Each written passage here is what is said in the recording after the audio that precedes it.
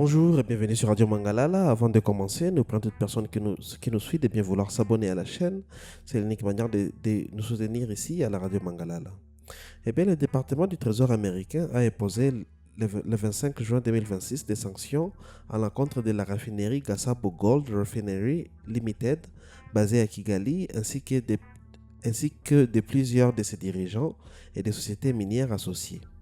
Ces mesures visent un réseau accusé de faciliter les blanchiments d'or extrait illégalement des zones contrôlées par les mouvements rebelles du M23 dans l'est de la République démocratique du Congo. Selon les communiqués de l'Office du Foreign Asset Control, Gasabo Gold Refinery aurait agi comme un partenaire clé pour des officiers rwandais et des rebelles M23, permettant les transports et les raffinages d'or provenant des mines situées dans le territoire occupé du Sud Kivu. Les autorités américaines affirment que les forces rwandaises, RDF et des éléments M23 supervisaient étroitement les transports d'or jusqu'à la frontière, notamment vers le district de Ruzizi avant son acheminement vers la raffinerie à Kigali. Au début de l'année 2026, au moins 60 kg d'or d'une valeur de plusieurs millions de dollars auraient transité dans ces circuits. Les sanctions touchent directement Gasabo Gold Refinery Limited, établi en 2022. Son président Jean-Malik Kalima, également connu sous le nom de Jean-Malik Kalima Karikezi, son directeur général Bosco Kayoboti. 3 sociétés minières contrôlées par M. Kalima, Bugambira Mines, Wolfram Mining and Processing Limited et Rwakwavu Mining Corporation. Ces désignations s'appuient sur l'exécutive Order 13413, tel que modifié pour assistance matérielle au M23 et implication dans le commerce illicite des minéraux. Les avoirs aux États-Unis sont gelés et les transactions avec des personnes ou entités américaines sont interdites. Le M23, soutenu selon de nombreuses sources par le Rwanda, ce que Kigali dément systématiquement, contrôle d'importantes portions du province de Sud Kivu et du Nord Kivu, riches en or, coltan et autres minéraux stratégiques. Le conflit dans l'est de la RDC, qui dure depuis des décennies, est alimenté en partie par les pillages des ressources naturelles qui financent les groupes armés et entraînent de graves violations des droits humains. Ces sanctions américaines interviennent dans le cadre des accords de Washington signés en décembre 2025 entre la RDC et le Rwanda visant à promouvoir une chaîne d'approvisionnement minière transparente et à réduire la violence liée aux minerais. Elles font suite à des mesures européennes. L'Union européenne avait déjà sanctionné Gasabo Gold Refinery en 2025 pour l'exploitation du conflit armé en RDC.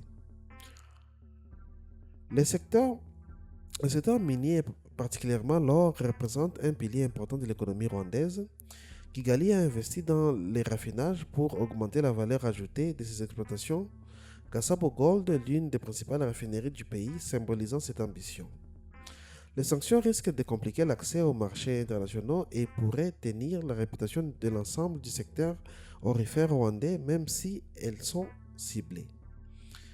Le gouvernement rwandais n'a pas encore publié des réactions officielles détaillées à ces nouvelles sanctions au moment de la rédaction de cet article.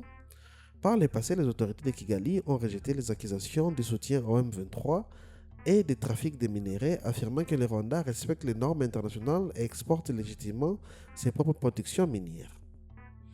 Du côté congolais, ces mesures sont généralement perçues comme un pas positif pour protéger les ressources nationales.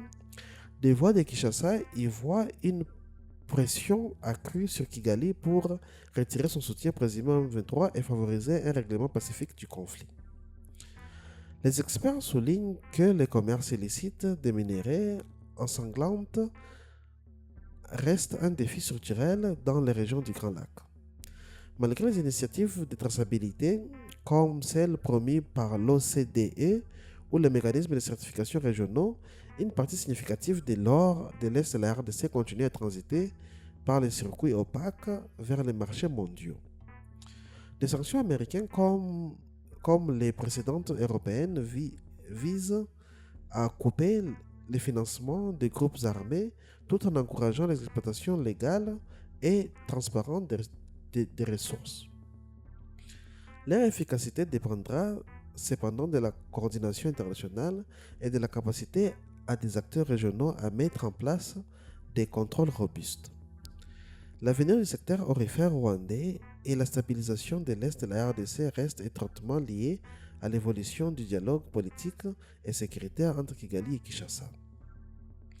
Eh bien, mesdames et messieurs, ça sera tout pour cet article consacré aux sanctions contre une raffinerie, Gasabo Gold Refinery Limited, basée à Kigali, qui avait déjà été sanctionnée par le passé par l'Union européenne.